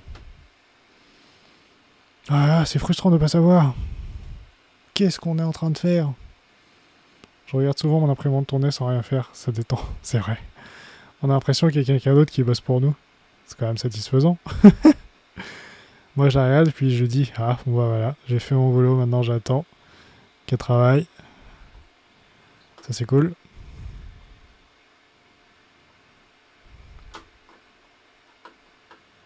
C'est vrai que c'est assez satisfaisant quand même.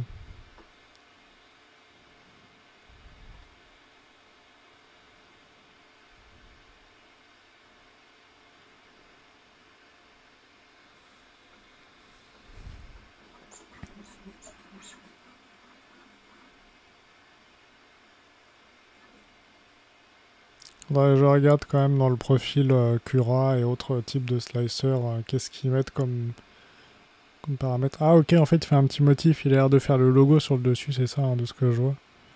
Ouais, je pense, je sais pas, je vois un motif. Ouais, si, c'est le logo. Ok. Alors il y a des défauts de baie de creux au centre pour certains. Ah ok. Ok, c'est le logo de la marque, ouais.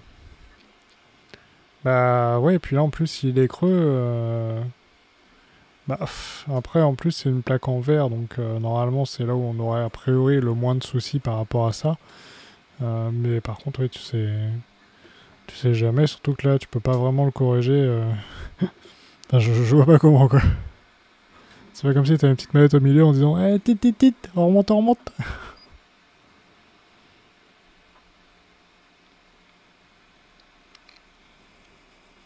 Là, par contre, c'est les petites stries horizontales là, qui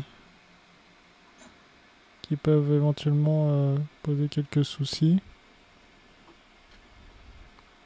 Salut Antonio.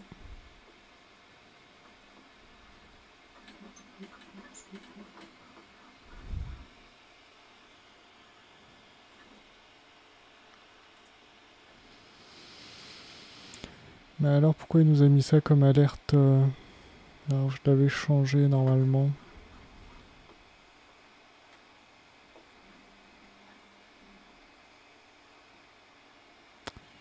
Alert box. Qu'est-ce qu'il nous montre là? Bah oui, pourtant j'avais changé le petit logo. Pourquoi est-ce qu'il nous en a mis un autre? Perturbant cette histoire.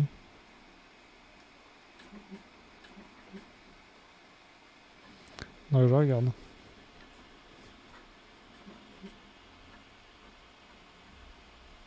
Ah non, c'est de YouTube, ok. C'est une notif de YouTube. Ok, ok.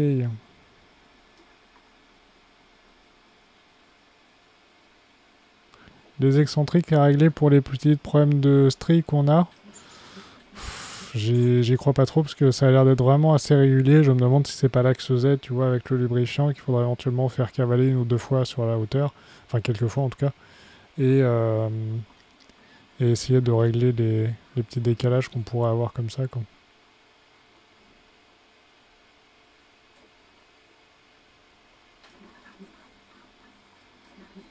À voir, à voir, à voir.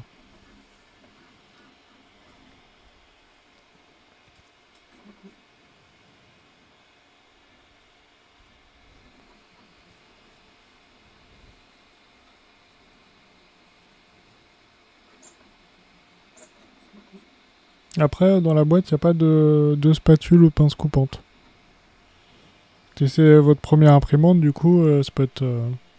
Après, la spatule, ouais, ça dépend. Si autant que ça refroidit, on n'a peut-être pas besoin. Mais bon, c'est toujours appréciable d'en avoir une.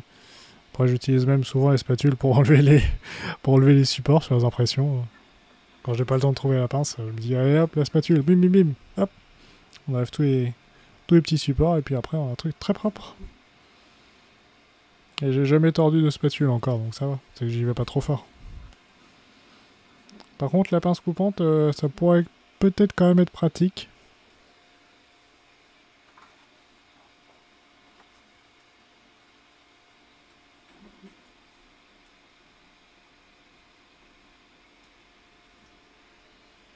Après, on notera quand même qu'ils nous mettent 2 rubans de rechange directement, et ça, c'est quand même plutôt pas mal. C'est peut-être que du coup, c'est quand même relativement fragile. On a un système qui est vachement propre esthétiquement, mais peut-être que derrière, sur la durée, à voir. Hein. Parce que s'ils en mettent directement en pièces de rechange, c'est bien, hein. Mais ça veut dire que potentiellement, il y a besoin de les changer de temps en temps. Surtout détecter que tu as effectivement un souci compliqué. Alors est-ce que je ferai une vidéo pour les réglages que j'aurai à faire? Les réglages de quoi? Les réglages sur l'imprimante, Cura ou autre? Parce qu'après Cura, je pense que je prendrai de toute façon le profil de base. Je verrai comment il sort aux impressions et puis après j'essaierai d'adapter en fonction de ce que j'ai sur la machine en question. Et puis s'il y a vraiment des choses intéressantes à montrer, je le montrerai. Hein.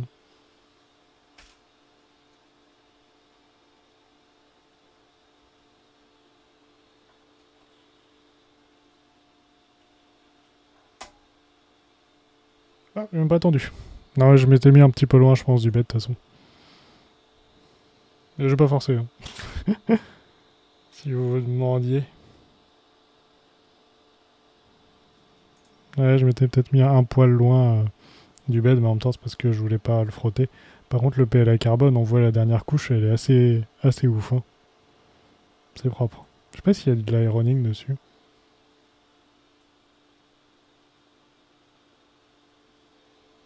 Je suis même pas sûr.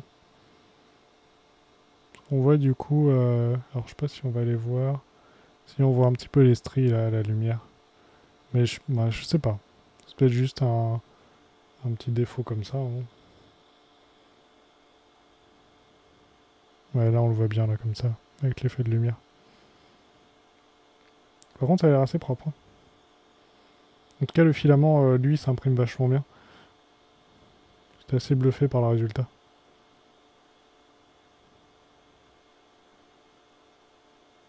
Ah ok, donc t'as fait un truc pour l'extrudeur.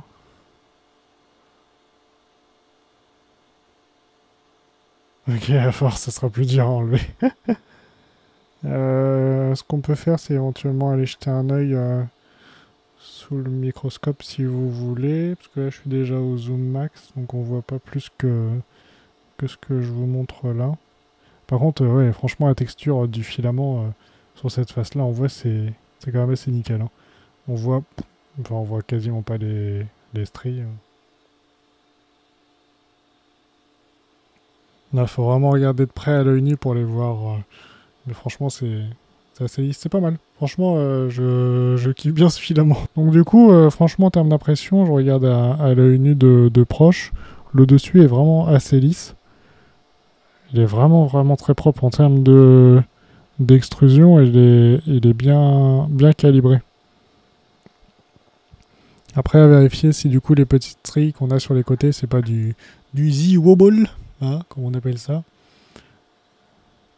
Parce que l'écartement pourrait faire éventuellement penser à peu près à un ou deux pas peut-être d'axe Z. Mais bon, de toute façon, il faudra faire plusieurs impressions pour en être sûr et voir un peu comment ça se passe. Parce que même le début de ligne... Ouais, si c'est là, ça doit être ça le début de ligne, je pense. On le voit quasiment pas. Il est vraiment propre. Hein. Ok, chou, bah, je verrai si effectivement j'ai éventuellement des trucs à changer sur le profil de base, mais s'il sort ça comme ça, je pense qu'on est plutôt pas mal. Au moins ça évitera d'avoir à trop jouer dans les paramètres, à essayer de régler des soucis qui n'en sont pas ou qui ne devraient pas être. Donc c'est quand même plutôt pas mal. Hop, on va remettre devant. Je vais la pousser un peu. Bon, elle est massive. Hein. En tout cas, en termes de hauteur, la hauteur qu'il faut pour mettre avec la bobine sur le dessus. Voilà. Je me demande s'il va pas falloir genre mettre un support avec la bobine derrière, le filament qui remonte, qui passe dans le détecteur et qui redescend. Je pense qu'il y en a qui doivent faire ça parce que, enfin, elle est ultra haute par contre, quoi. La place qu'il faut en hauteur. Voilà. Celle-là, on l'avait pas dans un meuble. Hein.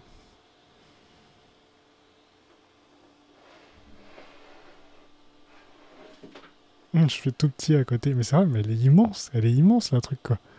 Bon, après il y a l'effet de la caméra, mais oui, clairement, m'arrive au-dessus quoi. Bon, bah c'est pas mal. Détecteurs de fin de filament, ils sont stylés. Enfin, pas de fin de filament, de fin de course, pardon. Non, c'est propre. Ça, c'est cool. On a un bed qui est plutôt sympa.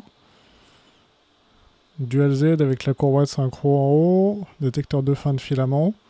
Donc plus que le BL Touch, est-ce qu'on va pouvoir l'attacher facilement?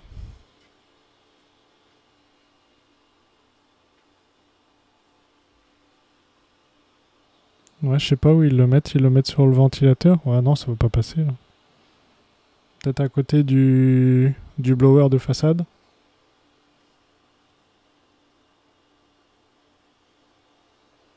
Ouais, c'est dommage parce que ça, par contre, ils ont vraiment pas l'air de prévoir l'installation du détecteur de fin de filament.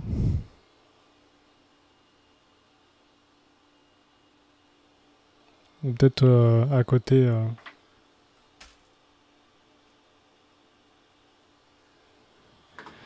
Alors je vais montrer.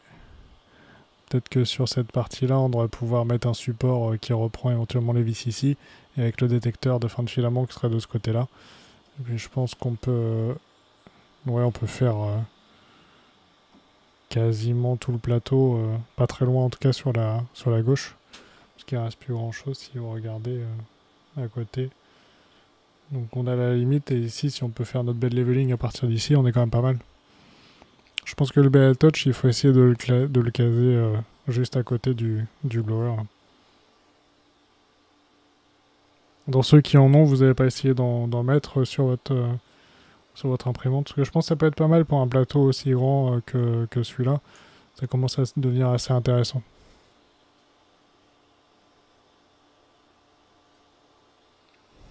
Surtout s'il est éventuellement creux au milieu, comme vous me dites ça. Pas mal. Bon, bah je pense que du coup, on a déjà quasiment fini de faire le tour de cette imprimante. Le montage ultra rapide. Bon, on a un petit peu galéré sur la tension de la courroie en Y, mais à part ça, bah ça se fait. Hein. C'est juste qu'il faut bien remettre les écrous dans les fentes en face et de savoir qu'ils ne tournent pas de toute façon. Donc après, on a direct drive, on a détecteur de fin de filament. On a l'extrudeur qui a l'air plutôt pas mal quand même pour l'emmener. Alors le BL Touch, je crois qu'il peut se brancher à la place du branchement de la LED. Ah ouais.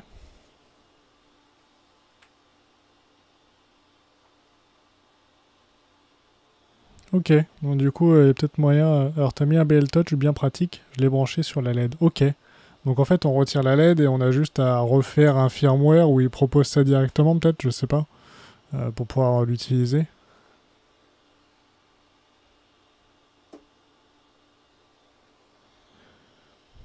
Parce que clairement ça c'est intéressant de pouvoir mettre le BL Touch directement dessus sans devoir en plus à tirer de câble et tout. Ça ce serait bien pratique.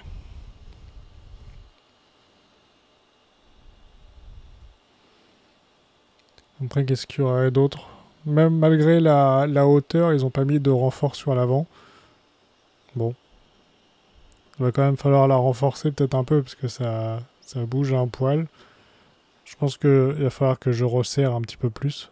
Si je vous mets de face, vous voyez, si je tiens le plateau, il va falloir que je serre un petit peu plus. Mais bon, après, on peut pas serrer non plus comme des bœufs. Il y a quand même aussi la déformation... En plus, surtout si on lui donne des mouvements assez marqués. Oh, je sais pas, remarque. Ok, bah je regarderai du coup sa vidéo pour voir ce qu'il a fait. Je noterai ça. Ok. Bah, je pense que c'est à peu près tout. Hein. Du coup, ça a été relativement vite. Heureusement, ils ont proposé un cul parce que je n'en avais même pas préparé. Vous voyez, pas très bien. Hein. Et puis, bah, je pense qu'on va se retrouver sur une prochaine vidéo déjà. Live, je sais pas. Là, tout ce qu'il y a derrière, tout ça, ça va changer jusque... bah, tout, en fait. Tout ça ici, ça va changer normalement à partir de ce week-end. Donc, bah, les Benchy... quid des Benchy, je ne sais pas. Je ne sais pas où ils vont finir. J'essaierai peut-être de faire quand même un petit support assez sympa après, mais une fois que j'aurai déjà changé tout le coin, que j'aurai peut-être un petit peu plus de place normalement pour pouvoir poser les affaires, et éventuellement faire des lives un peu plus posés, tranquilles. Je ne sais pas forcément encore exactement comment je vais m'organiser, mais essayer de pouvoir déjà stocker un petit peu plus, optimiser, que ce soit peut-être un peu plus sympa. Visuellement, ça je sais pas, hein, ça c'est déjà moins sûr. Mais bon, on verra. On verra comment ça se passe, on fera ça évoluer ça petit à petit. Donc voilà, je pense que c'est à peu près tout pour ce live. Si ça vous a plu, n'hésitez pas à liker, partager, vous abonner partout. Hein. Trop cool que tu sois sur Twitch. Ouais, bah du coup, vu que sur YouTube, je trouvais que c'était moins pratique et surtout ça a quelques répercussions sur la chaîne et les stats et tout. Je pense que c'est pas forcément une bonne pratique la manière de faire des lives sur YouTube parce que derrière en fait c'est pas super bien géré. J'ai déjà écrit aux gens qui font justement des trucs sur YouTube qui développent et tout et bon, on va dire que on va peut-être devoir faire les lives sur Twitch. Par contre le replay on le mettra quand même sur YouTube parce que les gens faut quand même qu'ils puissent regarder les vidéos s'ils ont envie. Mais du coup ça restera en tout cas le live en lui-même sur Twitch sans rediff sur YouTube parce que c'est un peu compliqué en plus. En termes de perf sur le PC, il était un peu à genoux les dernières fois.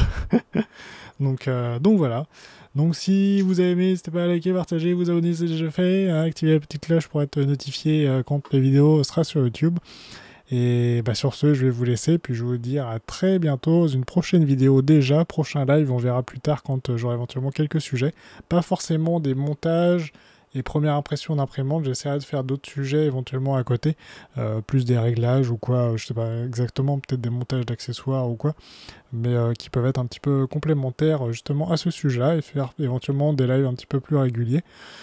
Donc ça, on verra un petit peu sur la durée, hein, en fonction du temps et du montage qu'on aura. Donc voilà, sur ce je vous laisse et je vous dis à très bientôt et une bonne soirée à tous. Salut salut!